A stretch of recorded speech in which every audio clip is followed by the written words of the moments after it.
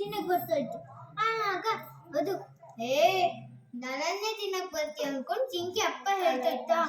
ಆಗ ಆಗ ಹುಳಿ ಹೇಳುತ್ತ, ಹೌದು ನಾನು ನಿಮ್ ಈ ಕಾಡಿನ ರಾಜ ಅನ್ಕೊಂಡು ಹೇಳುವಂತೆ.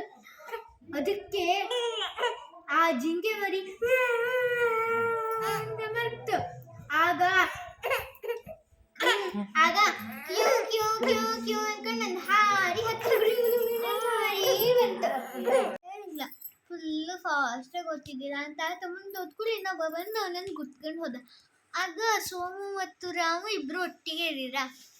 ಅವನನ್ನು ತಗೊಂಡು ಹೋಗಿ ಆಸ್ಪತ್ರೆಗೆ ಸೇರಿಸಿ ಅಲ್ಲೂರಿನ ಜನ ಎಲ್ಲ ಒಟ್ಟಿಗೆ.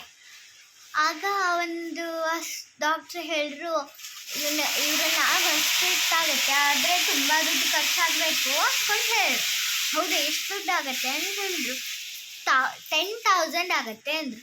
10,000 ಅಂದ್ಕೊಂಡು ಇಬ್ಬರು ಅಮ್ಮನ ಹತ್ರ ಹೋಗಿ, ಅಮ್ಮ ನಂಗೆ 15,000 ಬೇಕು, ನಂಗೆ 5,000 ಬೇಕು ಅಂದ್ಕೊಂಡು ಇಬ್ಬರು ಕೇಳ್ತಾ ಇದ್ರು. ಅಮ್ಮ ಅಪ್ಪ ಕೊಟ್ಟರೆ ಏನಕ್ಕಂತ ಕೇಳ್ತು.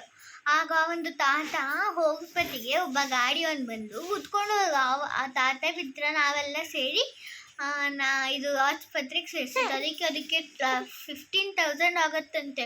ಅದಕ್ಕೆ ಕರ್ಕೊಂಡು ಹೋಗ್ಬೇಕಲ್ಲ ಅಂದ್ಕೊಂಡು ಹೇಳಿದ್ರು.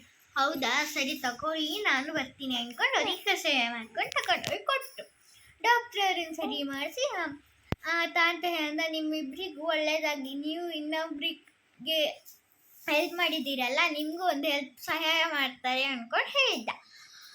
ಆಗ ರಾಮು ಮತ್ತು ಸಾಮು ಪತಿಗೆ ಒಂದು ಲಾರಿ ಅಡ್ಡ ಬಂತು, ಅದಕ್ಕೆ ಕಾಯ್ತಿದ್ದ. ಬಸ್ ಬಂತು ಗುದ್ದು ಸಮಯಕ್ಕೆ. ಆಗ ಇನ್ನೊಬ್ರು ಬಂದರು, ನಿಲ್ಲಿಸಿ ಅಂದ್ಕೊಂಡು ಹೇಳಿ ಬಸ್ಸನ್ನು ಸ್ಟಾಪ್ ಮಾಡಿ ಅವರನ್ನ ಮುಂದೆ ಕಳಿಸಿ ಮತ್ತೆ ಬಸ್ಸನ್ನು ಬಿಟ್ಟ. ಆಗ ಅದಕ್ಕೆ ತಾತ ಅಂದ್ಕೊಂಡು ಅವ್ರ ಫ್ರೆಂಡ್ ಹೇಳ್ದ. ಆಗ ನಾವೊಬ್ಬನೇ ರಾಜು ನಡ್ಕೊಂಡು ಹೋಗ್ತಿದ್ದ. ಆಗ ಒಂದು ಬುಲೆಟ್ ಬಂತ. ಆ ಬುಲೆಟ್ ಸೋನಿಗೆ ಹೆದರ್ಕೊಂಡು ಓಡಿ ಹೋಯ್ತವ. ಆಗ ಅಲ್ಲೇ ಫ್ರೆಂಡ್ ಮನೆ ಇದ್ದಿತ್ತು. ಫ್ರೆಂಡ್ ಮನೆಗೆ ಹೋಗಿ, ಪಾರ್ಟಿ ಮಾಡೋಣ, ಮಾಡೋಣ ಬಾ, ಶುರು ಮಾಡೋಣ. ನಮ್ಮ ಫ್ರೆಂಡ್ಸ್ ಯಾರು ಬರಲೇ ಇಲ್ಲ, ನಾ ಬರ್ತೀನಿ ಅಂದ್ಕೊಂಡು ನನ್ನ ಜೊತೆ ಯಾರೂ ಬರಲಿಲ್ಲ, ನಾವು ಬರ್ತೀವಿ, ನೀವು ಹೋಗಿರು ಅಂದ್ಕೊಂಡು ಹೇಳಿದ್ರು. ಹಾಗೆ ಎಷ್ಟೊತ್ತಾದ್ರೂ ಬರಲೇ ಇಲ್ಲ. ಅದಕ್ಕೆ ಅವರಿಬ್ಬರು ಪಾರ್ಟಿ ಮಾಡ್ಕೊಂಡ್ರು. ಆಗ ಒಂದಿನ ಅವ್ರು ಹಿಂಗೆ ಪಾರ್ಟಿ ಮಾಡ್ತಿದ್ರು ಎಲ್ಲರೂ. ಅವ ಬಂದು ಬನ್ನಿ ಪಾರ್ಟಿ ಮಾಡೋಣ, ನಾನು ಬರ್ತೀನಿ ನಿಮ್ಮ ಜೊತೆ ಅಂದ್ಕೊಂಡು ಹೇಳಿದ್ದು.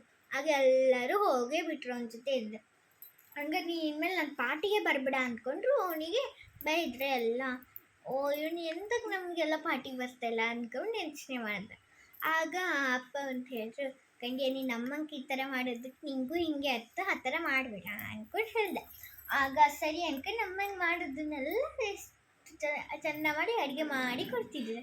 ಆಗ ಎಲ್ಲ ಫ್ರೆಂಡ್ಸು ಒಟ್ಟಿಗೆ ಬಂದ್ಕೊಂಡು ಪಾರ್ಟಿ ಮಾಡ್ತಿದ್ರು. ಆಗ ಒಂದಿನ ಇಬ್ಬರು ಚಾಕೋಬಾರ್ ಆಡ್ತಿದ್ದಿದ್ರ. ಆಗೆಲ್ಲ ಫ್ರೆಂಡ್ಸ್ ನಾನು ಅಡುಗೆ ಇದ್ರ. ಹಂಗಾದ್ರೆ ನಾವೆಲ್ಲ ಇನ್ನೊಂದೆಲ್ಲ ಮಾಡೋಣ ಅಂದ್ಕೊಂಡು ಎಲ್ಲರಿಗೂ ಇಬ್ಬರಿಬ್ಬರು ಥಿಂಗ್ಸ್ ಮಾಡಿ ಒಬ್ಬ ಅಂತದ್ದು ಇಷ್ಟ ಆದ. ಆಗ ಅವನಿಗೂ ನಮ್ಮ ಟೀಮಲ್ಲೇ ಬಾ ಅಂದ್ಕೊಂಡು ಸೇರಿಸ್ಕೊಂಡು ಆಡಿಸ್ತಾ ಇದ್ರು. ಆಗ ಇದು ಆಡಿಸೋವಾಗ ಒಂದು ಬೀಡುಗೆಲ್ಲೋ ಹೊಡಿ ಹೋಯ್ತು.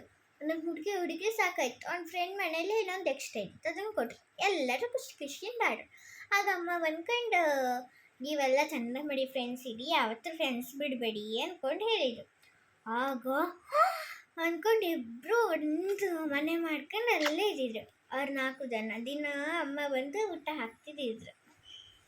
ಆಗ ಎಲ್ಲರೂ ಖುಷಿಯಿಂದ ಫ್ರೆಂಡ್ಸ್ ಆಡ್ತಾ ನಿದ್ದೆ ಮಾಡ್ತಾ ಕುಡಿತಾ ಅಂದ್ಕೊಂಡಿದ್ರು.